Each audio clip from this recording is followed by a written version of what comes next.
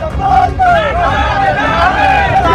संतोष वर्मा मादक चल रहा है। एक परिवार में एक व्यक्ति को आरक्षण मिलना चाहिए जब तक कि मेरे बेटे को कोई ब्राह्मण अपनी बेटी दान नहीं करते। तो देखो, आज का वीडियो इतने सेंसिटिव टॉपिक पे है, इतने सेंसिटिव टॉपिक पे है कि कितने सेंसिटिव टॉपिक पे है बता नहीं सकता। एक आईएएस संतोष वर्मा जी हैं, इन्होंने एक सभा में खुले मंच से कह दिया कि इस देश में जाति आधारित आरक्षण तब तक बनी रहना चाहिए जब तक कि कोई ब्राह्मण अपनी कन्या का मेरे बेटे को दान नहीं कर देता। एक परिवार में एक व्यक्ति को आरक्षण मिलना चाहिए जब तक कि मेरे बेटे को कोई ब्राह्मण अपनी बेटी दान नहीं करते।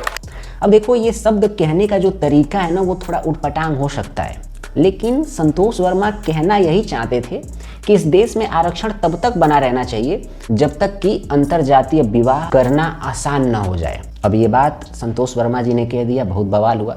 और बवाल वो लोग कर रहे हैं, संतोष वर्मा जी को जूते मारने की धमकी और उनके घर की महिलाओं को थ्रेट वो लोग दे रहे हैं जो लोग हिंदू एकता और हिंदू राष्ट्र की बात करते हैं, जो लोग विनायक दामोदर सावरकर का स्वयं को अनुयायी बताते हैं।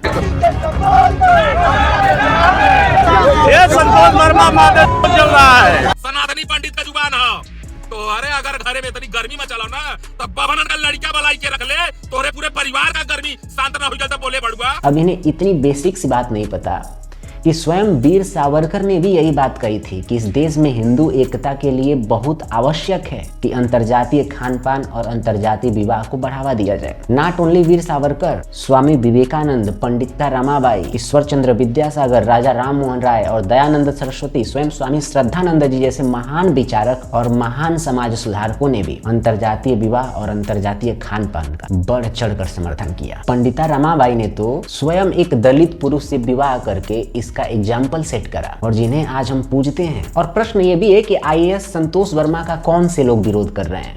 क्या ब्राह्मण समाज का पढ़ा लिखा एलिट वर्ग उनका विरोध कर रहा है? बिल्कुल भी नहीं। जो उस समाज के नेता हैं या नेता बनना चाहते हैं, जो सोशल मीडिया इन्फ्लुएंसर हैं, सोशल मीडिया में वायरल होकर पैसा कमाना चाहते हैं, या जो गुंडे मवाली अशिक्षित युवा हैं, सोशल मीडिया पे दिन रात गाली गलौज कर रहे हैं, वही केवल विरोध कर रहे हैं। और मैं आपको खुद ये बात बता दूं कि ब्राह्मण समाज के जो हाई नेटवर्थ फैमिलीज हैं, खुद वो अपने बच्चों की शादी जाति देखकर या धर्म देखकर नहीं करते हैं। वो हमेशा ही सक्सेस परिवारों में या सक्सेसफुल लड़कों से ही, वो किसी भी जाति का हो, किसी भी धर्म का हो, अपने बच्चों की शादी करते हैं। उदाहरण आप देखिए तो शाहरुख खान की जो पत्नी है गौरी छिब्बर खुद एक ब्राह्मण है, आमिर खान, सैफ अली खान की पत्नी भी ब्राह्मण है, साथ ही रामदास अठावले, रामविलास पासवान जी की पत्नी ब्राह्मण, उपेंद्र कुशवाहा के बेटे हैं, उनकी पत्नी जो है वो साक्षी मिश्रा ब्राह्मण, भारत के पूर्व राष्ट्रपति रामनाथ कोविंद जी की पत्नी ब्राह्मण, सुब्रमण्यम स्वामी और यहाँ तक कि कुमार विश्वास ने भी अपनी बेटियों की शादी मुस्लिम परिवार और ओबीसी परिवार में करा है। तो जब पूरा का पूरा एक लिस्ट है, पूरा का पूरा इतिहास रहा है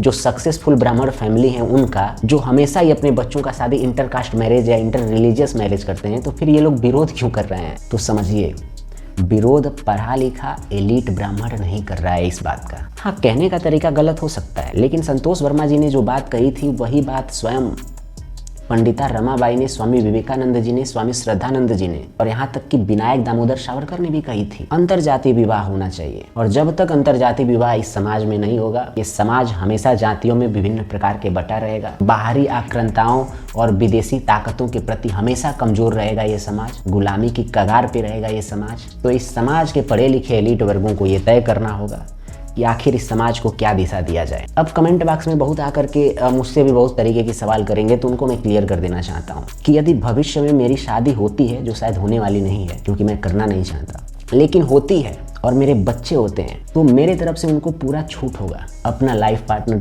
चुनने का। वो किसी भी जाति का हो सकता है, किसी भी धर्म का हो सकता है, और अपना जीवन अपने तरीके से जीने का। लेकिन मैं इतना जरूर तय करूंगा कि यदि मेरे बच्चे हो रहे हैं तो वो बुद्धिजीवी बने, वो दार्शनिक विचारों से युक्त हों, और सही क्या है गलत क्या है इस चीज को पहचानने में वो मुझसे कहीं ज्यादा सक्षम हो। और आप लोग जो अभी तक वीडियो में बने हुए हो, बहुत बहुत धन्यवाद। और यदि आप खुल के इस टॉपिक पे नहीं बोल सकते, अपनी राय नहीं रख सकते, यदि मेरे राय से आप सहमत हो, तो एक चीज़ तो कर सकते हो, शेयर करो, दबा के शेयर करो इस वीडियो को, और सब्सक्राइब नहीं किए हो तो मुझे सब्सक्राइब कर लो। और अंतिम में वही फॉर्मेलिटी फिर से पूरा करूँगा। नमस्कार, जय हिंद।